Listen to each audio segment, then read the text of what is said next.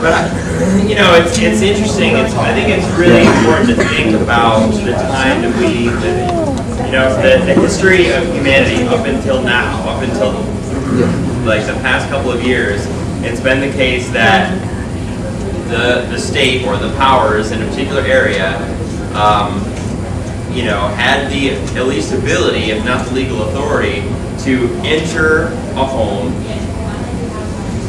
engage the resident of that home, perhaps in a way that's fair and just, and perhaps that's not, and do so with no, you know, with relative impunity. Certainly no kind of verifiable documentation.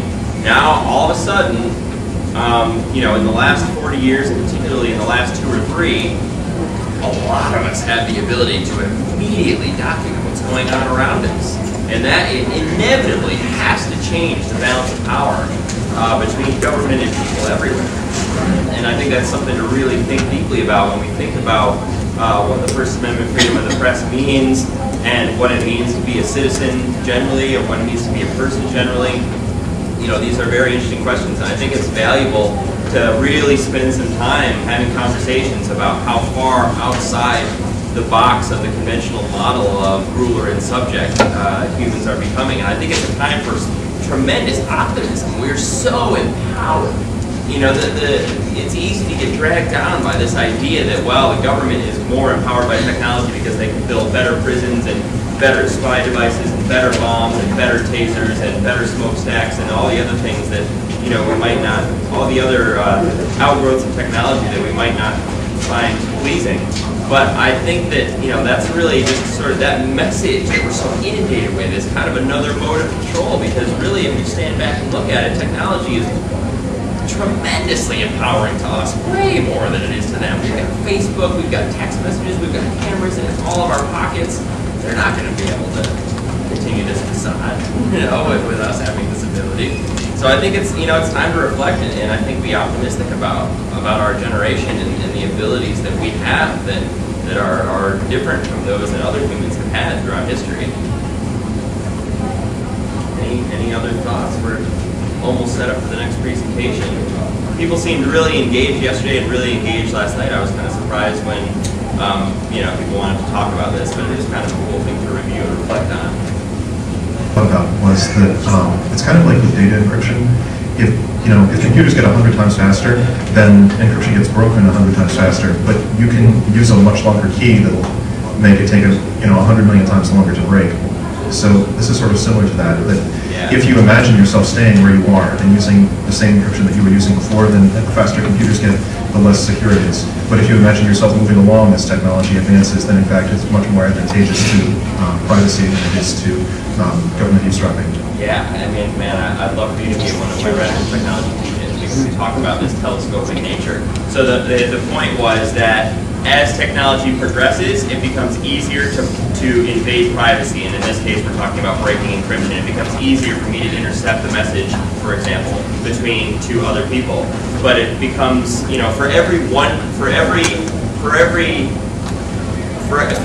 unit of ease that exists in, you know, breaking that privacy and intervening between 2 people, there's an order of magnitude of empowerment for us to be private, and we've seen this happen with, we were using the example again of encryption. We've seen that the advances in our ability to encrypt messages and be private with one another happen much, much faster than the ability of people who want to intervene in our privacy and decrypt our messages. And I think this happens not only just with these very sort of highly technical mediums, not only, you know, literal mathematical encryption, but with everything. You know, everywhere you look at our ability to communicate, it seems like we are gaining ways of communicating faster than people are gaining ways to intervene, you know, to invade our privacy. And it may not seem that way, you know, that's not the image that's presented to you in school or in the media, but I think if you sit back and kind of look at the internet in particular, or look at other technologies and kind of just think about it and really look at what's going on, it becomes pretty clear. Other thoughts?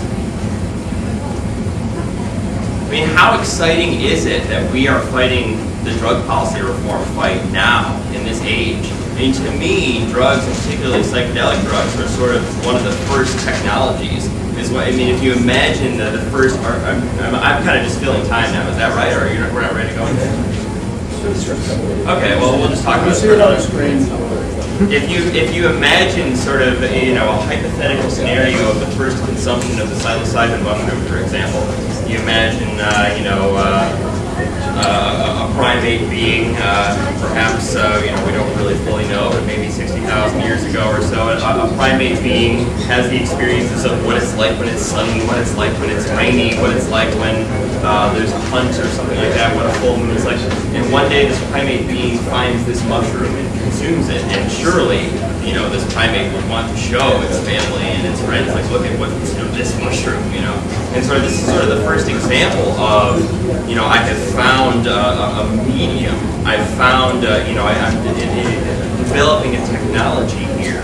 This medium allows for capacity that is otherwise not available. And I think it's profoundly interesting that now today, our generation, drug policy reform fight has become the forefront issue for our generation, and I think it's not unrelated to the fact that we are a culture of the information age, and we have learned how to empower ourselves through information technology. And when we look back to the sort of primitive, primordial, the root information technology that makes us human, we talk about, among other things, the psychedelic mind. I think we more readily realize, hey, this technology would not be restricted this way. This technology, the restriction of this technology is contrary to human nature, and it's contrary to the ability of humans to express themselves and fully and to be fully human. And I think that it's not at all a coincidence. I think that it's providence that this technological revolution is happening at the same time that drug policy reform is becoming such a central issue, not only in our minds but in our hearts. Mike Vega looks like he has something to say. I do. That was awesome.